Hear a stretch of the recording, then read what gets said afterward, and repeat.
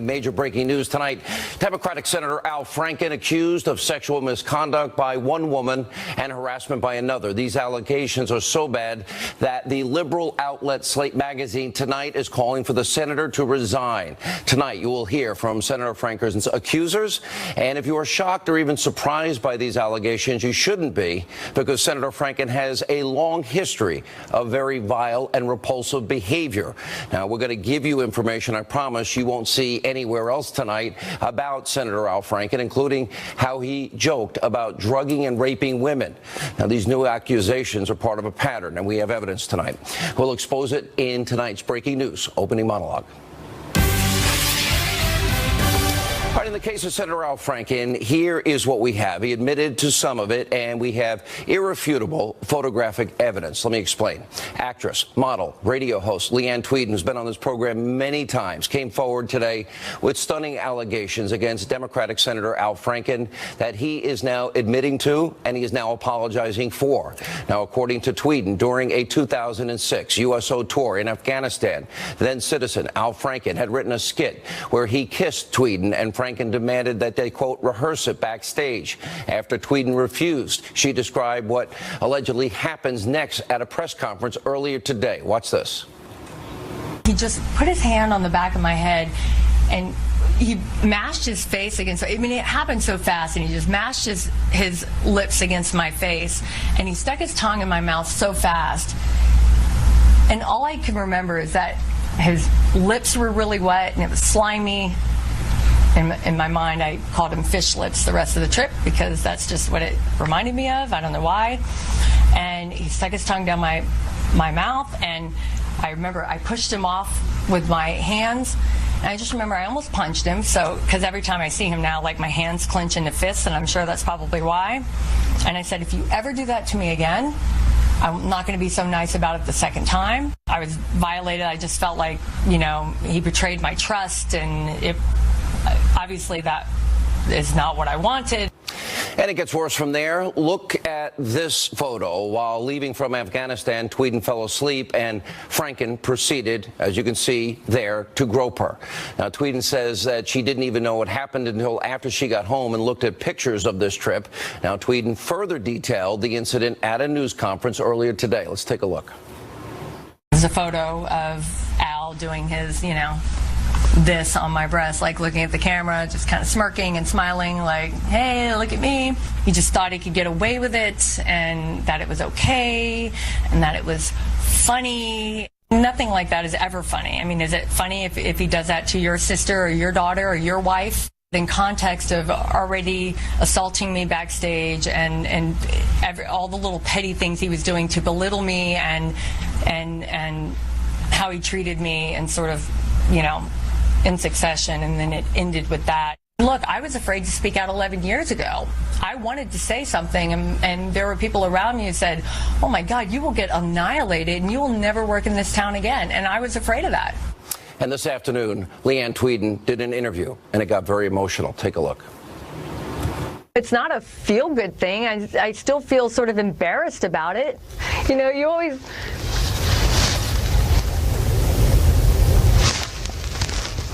I don't want to be cliche, but you talk about trying to leave the world a better place for your kids, Sorry. Nothing to be sorry about.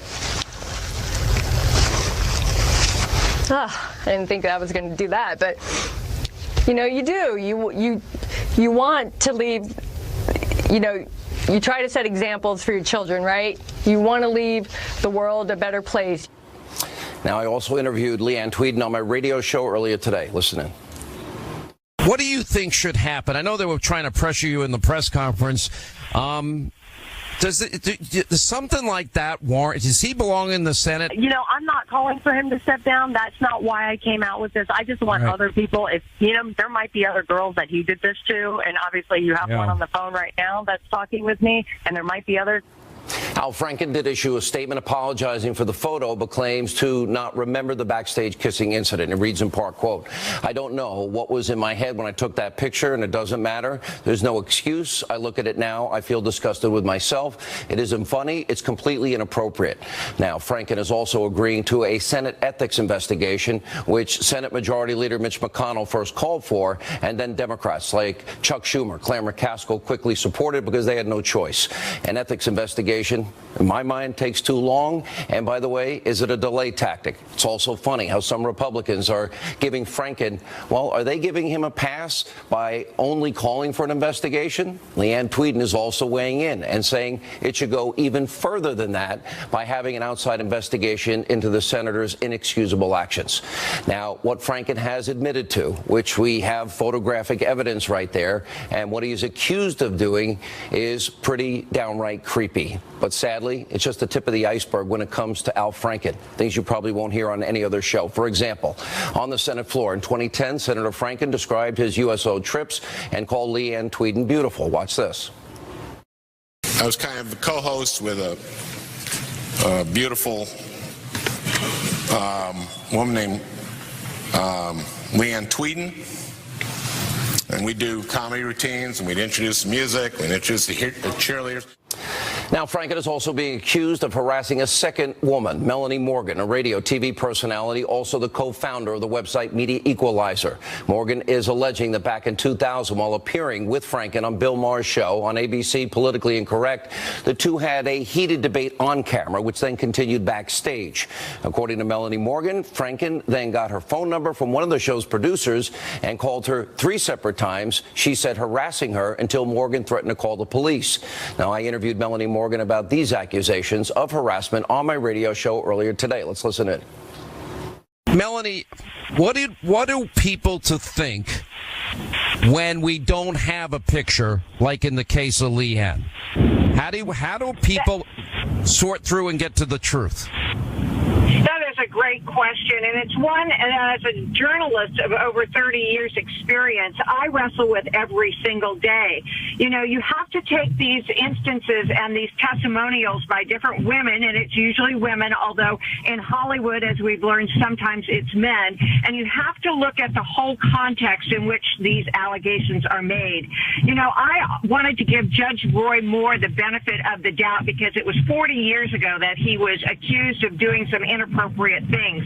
I think that the people of Alabama are definitely going to make a judgment on what they think is true and what is not true.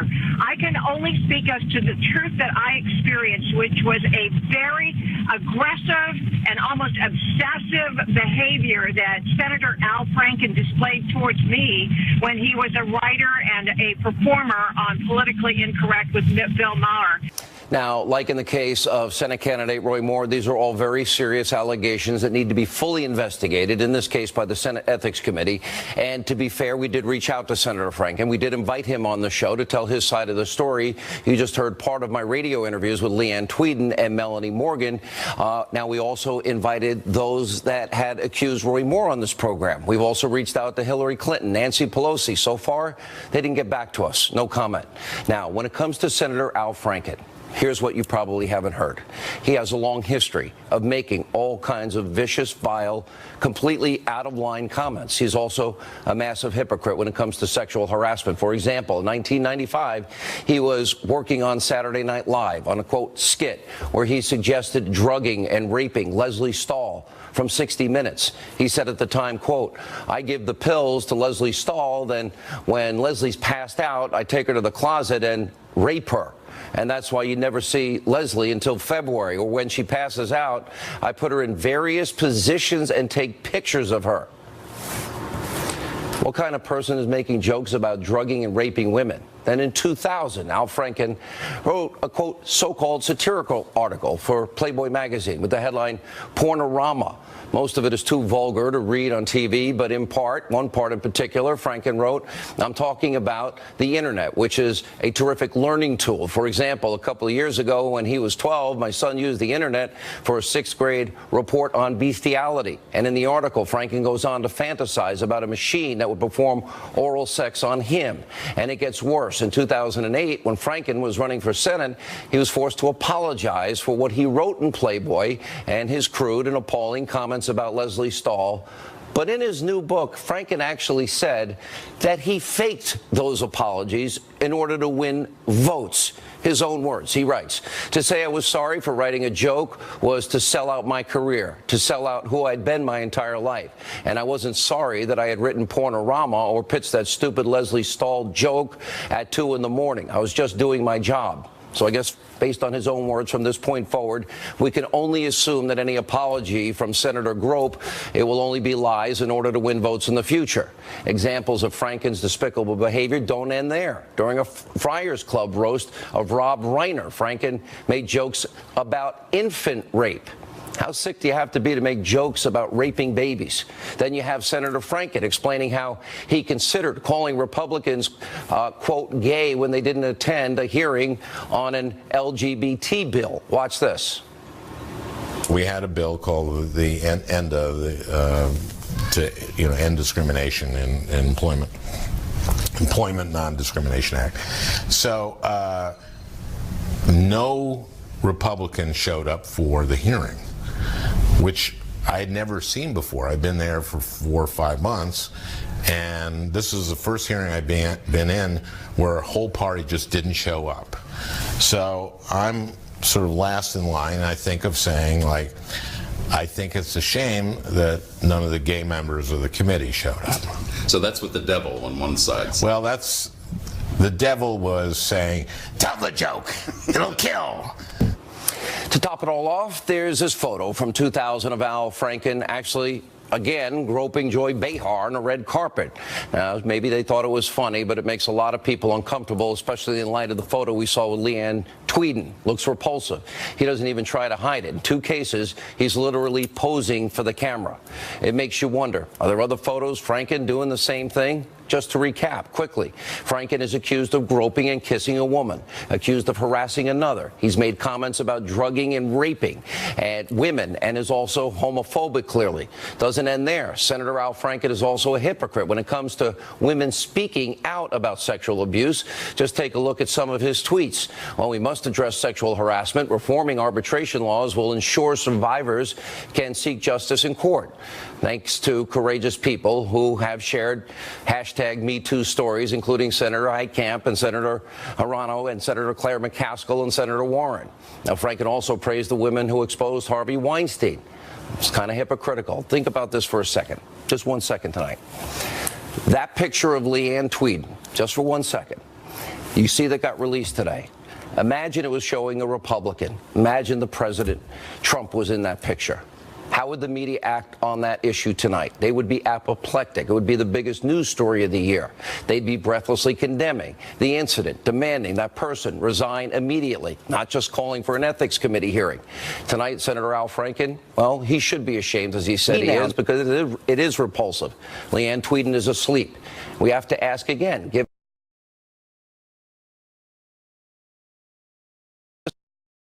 is Senator Franklin fit for office? Now, Senator Franken clearly is a pretty sick, twisted individual with a warped sense of humor in his own mind that really isn't funny, but his actions do need to be evaluated. At the end of the day, it will be the people in his home state that decide. And what's really shocking, what's really outrageous is that Senator Franken is not alone when it comes to accusations of sexual misconduct against members of Congress. According to a new office compliance numbers that were released today, since 1997, 15 million of your taxpayer dollars have been used to settle allegations of sexual misconduct, discrimination, and other cases against members of Congress? Why don't they pay themselves? In other words, you're subsidizing their behavior. And for years, it's been kept secret, even though there have been 264 cases settled. Now, there are also reports about what's being called the Capitol Hill creep list, which helps warn people about which members of Congress and congressional employees to avoid. And finally tonight, a quick update on the Clintons' day of reckoning. For years, we have been shedding a light on the allegations of sexual misconduct by Bill Clinton and how Hillary smeared all of those accusers, and all of their friends did. They smeared, slandered, besmirched. We went into it in great detail last night in our opening monologue. We broke it down in all its detail. We encourage you, if you didn't see it, go back. You may want to see it. So now, after nearly 30 years of covering for Bill Clinton, now the media is finally realizing, oh, wait a second. Bill Clinton, we kind of enabled him. He is a sexual predator. Take a look at some of these headlines. One from Vox. It says, Bill Clinton should have resigned. What he did to Monica Lewinsky was wrong and should have paid the price. The New York Times even says, what about Bill Clinton? What about Bill's sexual misconduct debate? Revised questions about Clinton. We have to ask, what took everyone in the liberal mainstream media so long? Is it because they are Democrats and they like their policies? It's time they all come forward. They enabled that abusive predatory behavior for decades. And by the way, as a result, many women suffered. We have a lot more to come tonight. Coming up, reaction to this monologue. Also, we have some on the left turning on the Clintons. And later, fake news CNN. You are not going to believe what they have done. They have so outdone themselves. I'll explain this incredibly idiotic story that they call news. You don't want to miss this tape. Straight ahead. I want to say one thing to the American people. I want you to listen to me. I'm going to say this again. I did not have sexual relations with that woman, Miss Lewinsky. Indeed, I did have a relationship with Miss Lewinsky that was not appropriate. In fact, it was wrong. It constituted a critical lapse in judgment and a personal failure on my part for which I am solely and completely responsible. That was President Bill Clinton's infamous lie about his relationship with Monica Lewinsky. For years, we have been shining a light on the allegations of sexual misconduct by President Clinton. And again, liberals have given him a pass for nearly 30 years. The women that have been involved, smeared, slandered, besmirched, thrown down the stairs, bimbo eruptions. We have left-wing comedian Chelsea Handler actually tweeted an apology last night to Juanita Broderick for not knowing her story. Handler's tweet read in part, quote, "You're right. I apologize to you for not knowing your story." Democrats, along with Republicans and the rest of the world's political parties, all need to do a better and respect at first-hand accounts of victims. I believe you. Joining us with reaction to my opening monologue and more, Fox News contributors Tommy Lahren, Jessica Turlove. You know, here's a guy, I call him Senator Grope. I mean, he's grabbing a sleeping woman's breast. This isn't an allegation. It's not a he said, she said. We have the evidence. Absolutely. We do have the evidence. Irrefutable, as you said in your opening monologue as well. Democrats have been swift to condemn it. I actually haven't seen anyone defend it, including Senator Franken himself, and he even called for an investigation into his own actions. I think he acted pretty responsibly considering the irresponsible actions that set this all off. And most importantly, we need to consider the fact that we are officially in the territory of no partisan affiliation with this. We've got gross guys on both sides of the aisle, and we shouldn't be making any arguments on the basis of who we'd like to see in office. You know, it's interesting because in the case of the Roy Moore situation, I said the same thing. If true, it's despicable. If true, it's disgusting. I did a hard interview with him. A lot of people, you know, praised me for the interview. And I said, you've got to answer these questions. At the end of the day, it's going to be the people of Minnesota and the people of Alabama.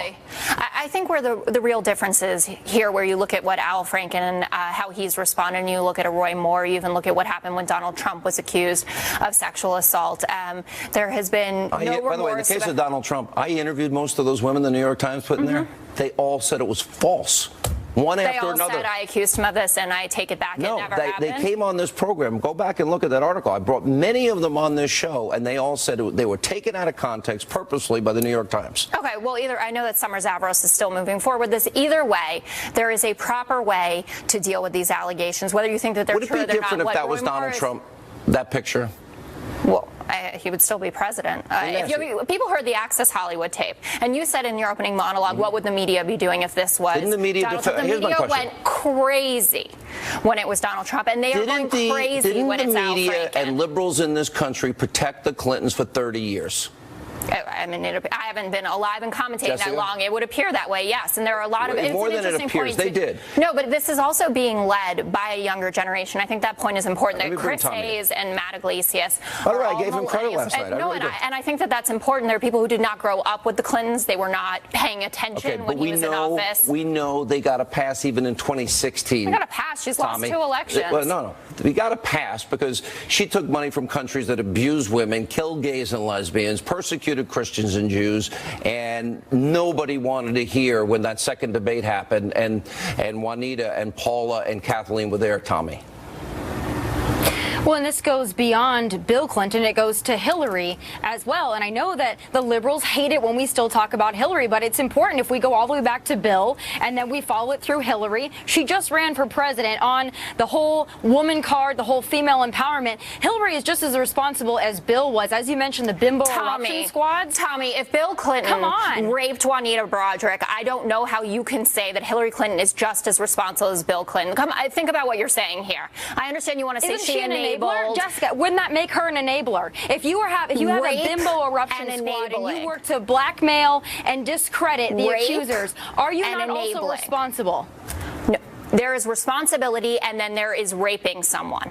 They are completely different. You are conflating 2 very separate things, and I don't think that anyone. I just got some breaking news. Senator Kristen Gillibrand of New York is now saying Bill Clinton should have resigned over the Lewinsky affair. Yeah. And here's the point that I made last night. I think you know more about the Clintons. You know Doug Schoen very well. I do. But the reality is you have Kathleen Willey. I took the time and I went and interviewed them. I had the second interview that Juanita gave, first to Lisa Myers, then me. And nobody wanted to pay attention in the media. In this campaign, it was brought up. Hillary just, it's old news. Is it really when you say you're the women's champion in the world, you take money from countries that abuse women? She's never said that. She said women have a right to be believed, but she never commented on the women that accused her husband. Well, I think is that hypocritical on her part? Yes, it is, and she suffered for it. I mean, if you look at the female turnout for her, if you look at even what happened in the Democratic primaries, where Bernie Sanders won 18 to 29-year-olds, and I believe in 80% of the contest by a 6-to-1 ratio, you know that she was hurt by her brand of feminism, and that a lot of things that she was saying did not ring true to people. Again, I'm going back to what Tommy just said. It's really a separate issue to have been the wife of someone who's accused of rape and to have actually raped someone. I think that Clintons were certainly protected by liberals. You never saw an interview with Juanita Broderick? I did, actually. I did on the network last week. Did you believe her? It's certainly a compelling story. I've read a lot of accounts of this. I've read what Ken Starr said about it. You believe Kathleen Willey? If you believe that every woman has a right to believe. Jennifer Flowers was thrown down the stairs in 60 Minutes in '92, and it turned out Bill Clinton under oath had to admit he had an affair with Jennifer Flowers. Yes, I mean, he obviously had an affair with these women. I understand how serious these accusations are. If we are going to be the party of women's rights and our champions, but Kathleen Willey, Paula Jones, and Juanita were not. That was not consensual. All 3 of them. All right, Tommy, let's bring you in. Well, of course it wasn't consensual. And now look at this stuff. When we go back and we look at it, you have to set a precedent. And the precedent was Bill. And everyone wanted to look the other way when it was Bill. And then all of a sudden, when the Republicans, now the light's being shown on them, of course, we're still talking about Donald Trump.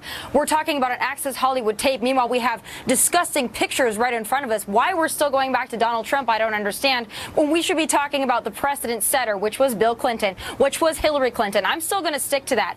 Hillary was a part of this. Well, actually, she covered up for Bill. The mainstream media covered up for them Tommy, both, if you're going by a timeline, I believe Roy Moore was allegedly assaulting 14-year-olds before Bill Clinton was doing anything. So what about that? You just want to focus on Al Franken? This is a society-wide problem. Tommy, I'll give you a chance to answer. Go ahead. We didn't know about Roy Moore until 2 weeks ago. It might have happened long, long ago, but how long have we known about Bill? How long long have we known this? And how long has the mainstream media shielded him, shielded Hillary, still said, I'm with her, female empowerment, first female president? I'm sorry, I didn't want that as my first female president, someone that had a bimbo eruption squad and worked to discredit Bill's accusers. I'm not with her, but still you stood by her. You were with her. Where were you? Where were the feminists, Jessica? Where were you? They were sitting right here in this chair. They were sitting all over the country supporting a woman who was advocating an agenda that would have made women's lives in this country better by raising the minimum wage, by getting quality, affordable health care. I totally take your points, but be responsible. I got to jump in. She took money from countries where women are told how to dress. The State Department. Excuse me. She took millions of dollars from countries for her foundation that abuse women. Women are told how to dress. They can't travel without a male permission. They can't vote in some of these countries. Marital rape is legal in some of these countries. Domestic abuse is legal in some of these countries. She took millions from those countries. Jessica, I think I know you wouldn't take a dime from people that have those beliefs, would you? Well, I don't work in that kind of business. I didn't ask you. If you had the chance, would you take a penny? You're also talking about when she was in the State Department. If no, you read I'm talking about for the Clinton. No, for the Clinton Foundation, which was her husband's foundation when that money was taken. Excuse me. Would you take money from countries that abuse women, kill gays and lesbians for who they are, and persecute Christians and Jews? Would you? No, there are better countries to take money from. But Donald Trump has businesses operating in those countries, as well as Jared Kushner. It's amazing how we're always back to Donald Trump. We really cannot stay on the Clintons. We can't talk about Hillary because it always goes back to Trump. Well, he has businesses where he's a businessman. You talk about, Tommy. Hillary, if you give up Hillary Clinton, I'll give up.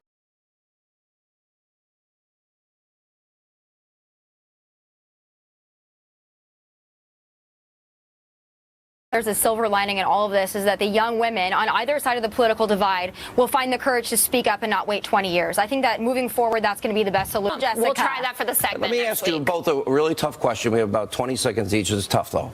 Tommy, I'll start with you. What do you do in these cases when it's he said, she said, and then it becomes he said versus she said, she said, she said? How do people, because I think it's important that people know truth, how do you get to the truth?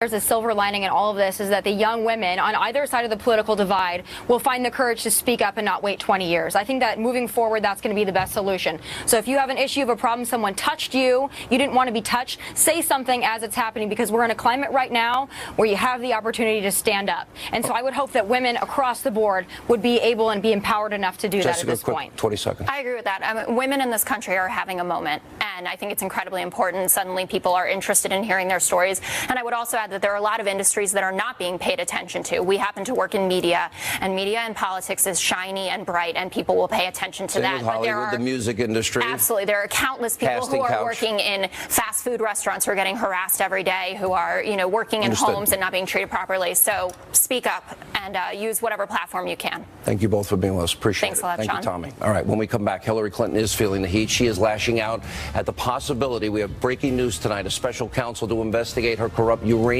One deal. Sebastian Gorka, Peter Schweitzer are here. Also later, we'll show you the most insane fake news report from CNN in their history. And that says a lot. Straight ahead. This Uranium One story has been debunked countless times. It is nothing but a false charge that the Trump administration is trying to drum up in order to avoid attention being directed at them. This is such an abuse of power, and it goes right at the rule of law. If they send a signal that we're going to be like some dictatorship, some authoritarian regime where political opponents are going to be unfairly, fraudulently investigated, that rips at the fabric of the contract we have, that we can trust our justice system. Really? Hillary talking about the rule of law and the possibility of a special counsel to investigate her role in that whole corrupt Uranium One deal? She's obviously getting nervous. Here with more reaction, author of the best-selling book, Clinton Cash. Really? We're going to get a lecture on the rule of law?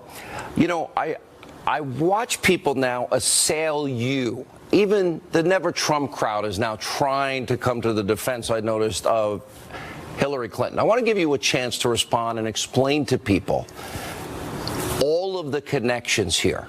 I'll hand it to you. Well, thanks, Sean. Look, this is a story that begins in 2005. Bill Clinton and Hillary Clinton helped Frank Justra, a Canadian investor, get very, very rich uranium deposits in Kazakhstan from the Kazakh government.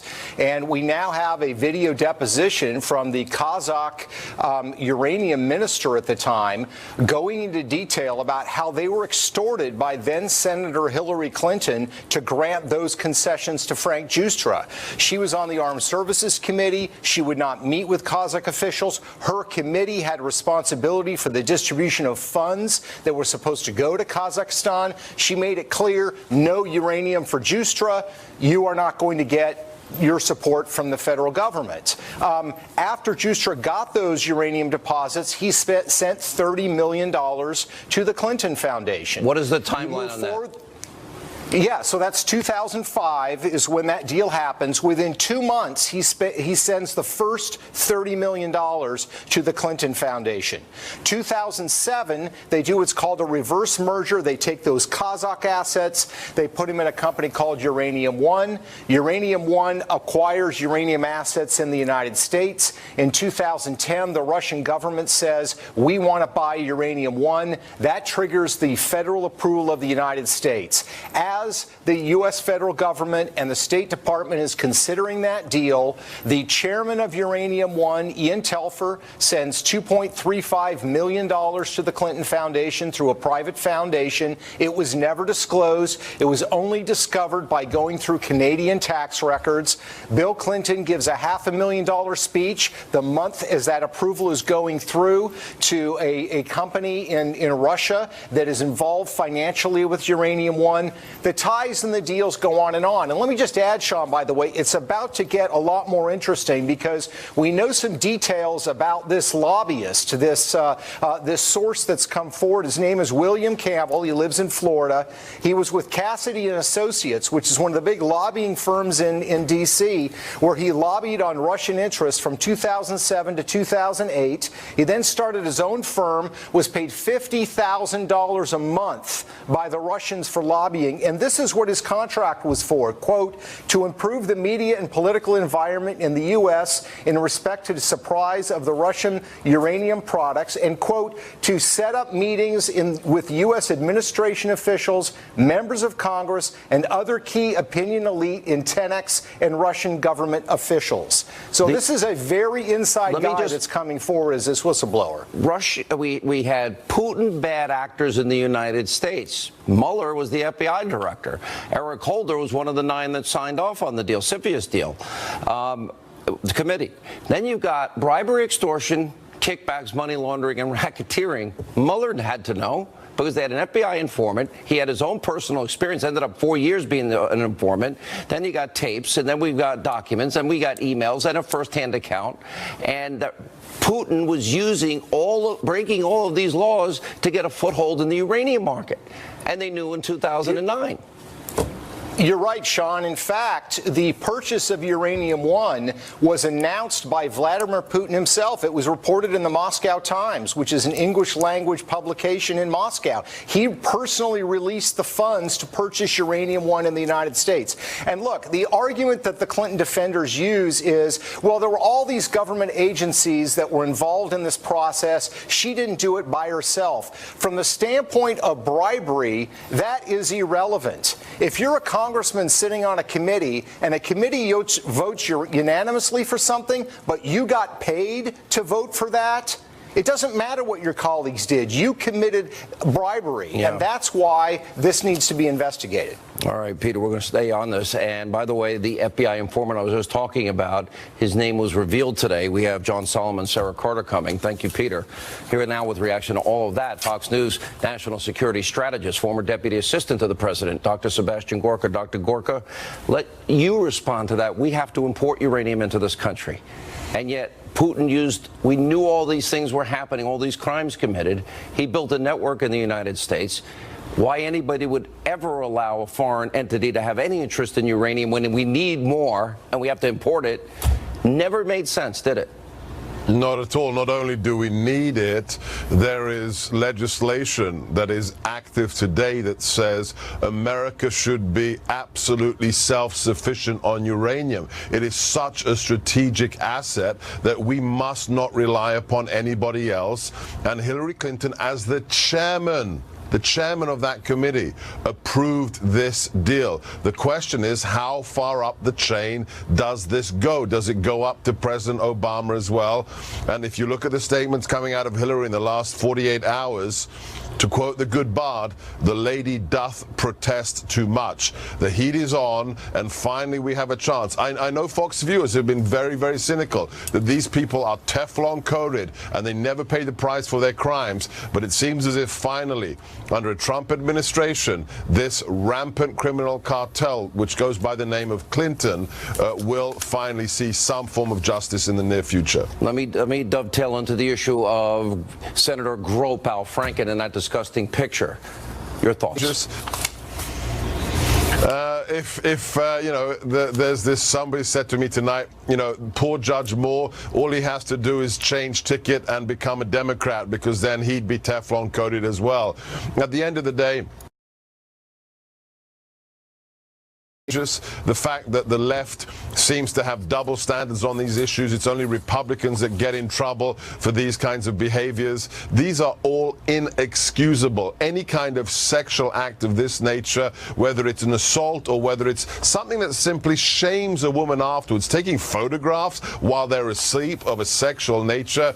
Al Franken, I want to see not just the GOP, I don't just want to see the rhinos, I want to see the Democrat senators call for Al Franken's removal, resignation, and recall. When you talk about a double standard, all the years Democrats have bent over backwards, they have threaded every needle, they have skated every razor's edge so they could defend the Clintons.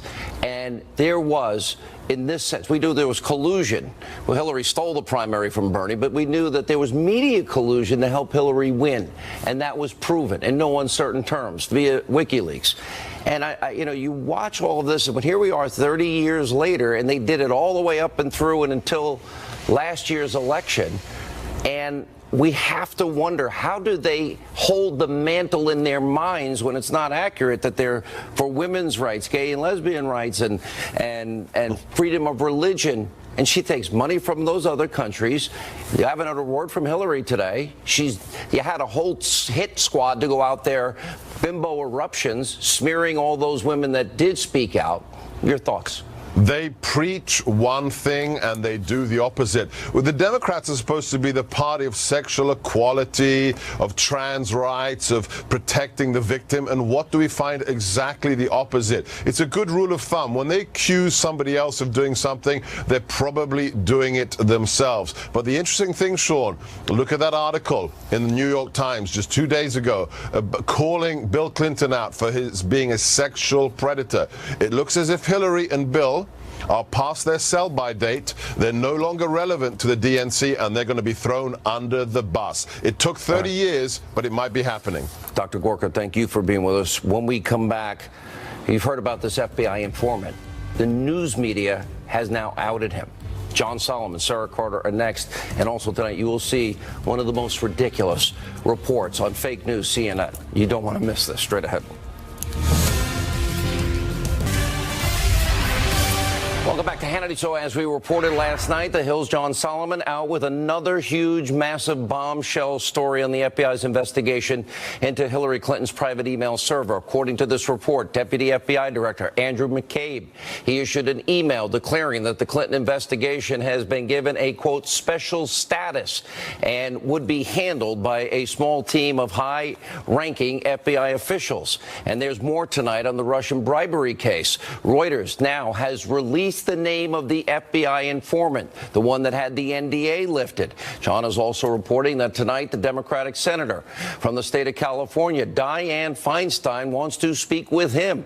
Joining us now, the Hill's John Solomon, along with investigative reporter Sarah Carter. I don't even know where to begin. The fact that this informant's name was released, That's troublesome to me, but more troublesome, I'll let you both address this, John, first. More troublesome is the fact that their Justice Department is leaking, oh, he doesn't have any information, when I know that's a lie. Yeah, no, you're right, Sean. We have seen the Attorney General, Jeff Sessions, tried to say there's no connection between Uranium One and the Mikoyan Russian bribery case. We've seen the Deputy Attorney General say that, and now we saw 2 anonymous officials in a Reuters story saying that. And what we'll say back to that is I think people should tune into The Hill next week. We'll show people the real FBI documents, what the FBI learned in real time about the Russian bribery case and its connection to Uranium One. There'll be no doubt about it when we put those documents into the public domain. I've said to you, you guys are going to be Woodward and Bernstein by the time this is all over. And Sarah, let me get your take on this. You know who the FBI informant is. You both know. You have both talked to him. We know who the attorney is. How extensive? They're trying to downplay what he has. Sarah, how extensive is it? And what do you think of the release of his name? Well, I know he's very concerned about the release of his name. He did not authorize that, although he was contacted by the reporter from Reuters.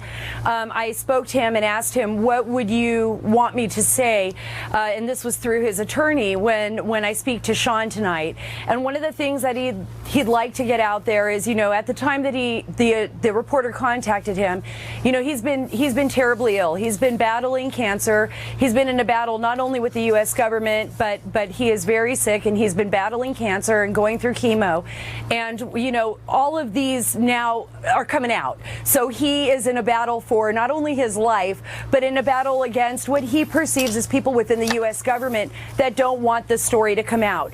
But there is so much information, Sean, that he is willing to share with the public to set the record straight. And believe me, we're going to get it out there. He is going to have his say. His voice will be heard. 4 years an informant.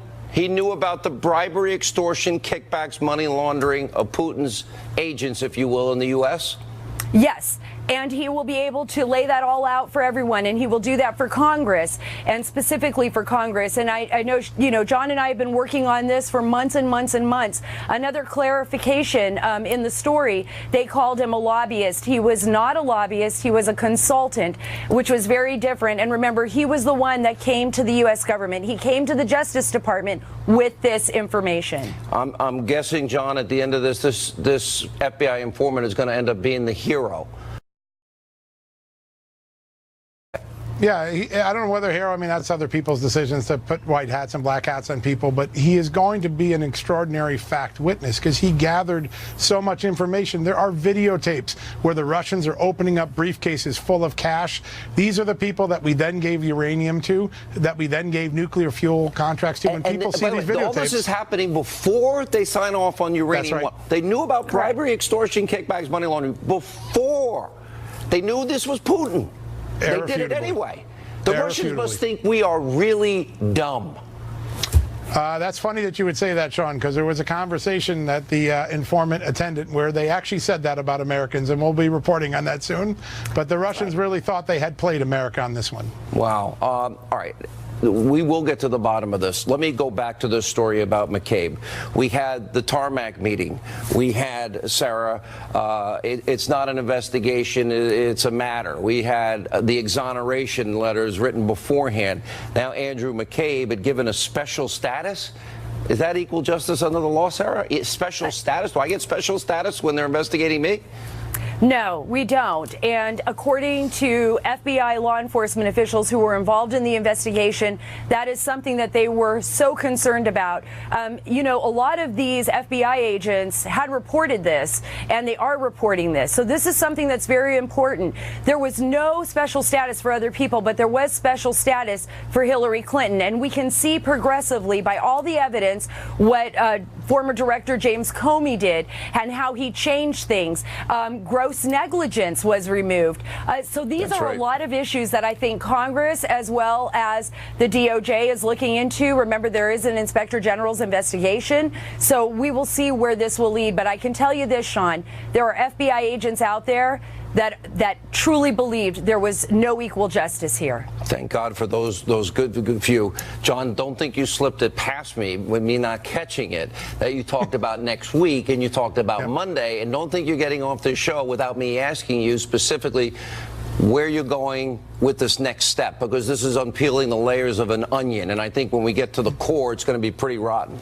Yeah, listen, there are now allegations in the public that this guy didn't have anything to do with Uranium One reporting, and we're going to be able to show that that's simply not true. And you have to ask yourself that Reuters was wrong why today. That the Justice Department leak was wrong? Well, what the lawyers are quoted as saying, that they don't think there's any connection to Uranium One and the Meekern case. We have seen documentation that absolutely refutes that. Sarah? Absolutely. It absolutely refutes that. So stay tuned. Let me go back to the Russian dossier. Sarah, I'll stick with you on this because this is another matter. We went over the email service. I think that will still come back into play. But on the Russian dossier, we know that Hillary bought and paid for this with Michael Steele, and we know that it was false, and we know it was salacious, and yet they ran with it to influence an election. Here's my question. If they're looking at Trump-Russia collusion and they have nothing, even the Manafort indictment is nothing related to this, and you've got Hillary paying a guy that's getting lies from Russia, why is that not investigated by Robert Mueller? Sarah? Who knows? I mean, I don't know. Maybe he is. We would hope that he would be. I mean, this is expansive investigation, right?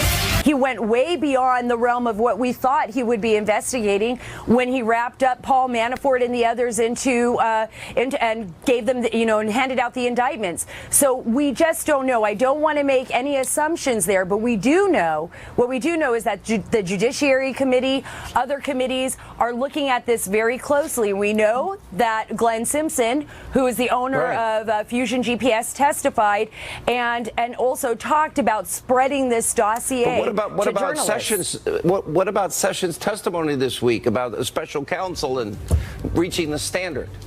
Well, I can only hope that Sessions stands by his word, that the Attorney General stands by his word, and that he moves forward with that. All right, guys, we're looking forward to that report on Monday. Thank you both for being with us. You're going to see the most insane, ridiculous, fake news by liberal CNN. You don't want to miss it next. All right, welcome back to Hannity. Before we go tonight, we wanted to share something with you. On this show, we've repeatedly exposed fake news, liberal CNN's ridiculous coverage of President Trump. Tuesday night, they put out one of their dumbest reports yet. Anchor Aaron Burnett actually aired a segment about how the inside of a dog's ear looks like President Trump's face. Wow, this is CNN. Watch. We like seeing things. Jesus in a Cheeto, the Virgin Mary in a grilled cheese. A question mark on a cow. So does she have any other punctuation marks on her? But if you think you've had an earful of Donald Trump, check out what's in the ear of a beagle in Britain named Chief. Brace yourself. Some howled with laughter. It's a spitting image, isn't it? Others found it violently upsetting. Owner Jade Robinson was taking photos of her beagle's ears to give to the vet because Chief had an ear infection. A friend first noticed the resemblance. And she was like, no, there's something in the ear. She was like, it's Donald Trump. Jade posted the photo to Facebook. Chief went viral. You can't make this up. Now, what's worse, that report or when this is CNN reported that President Trump likes 2 scoops of ice cream and only gives his guests 1? You decide. Unfortunately, that's all the time we have left this evening. This show is not the mainstream left-wing, biased, destroyed Trump media. We are fair and balanced. Thanks for being with us. Laura Ingraham, are you going to deal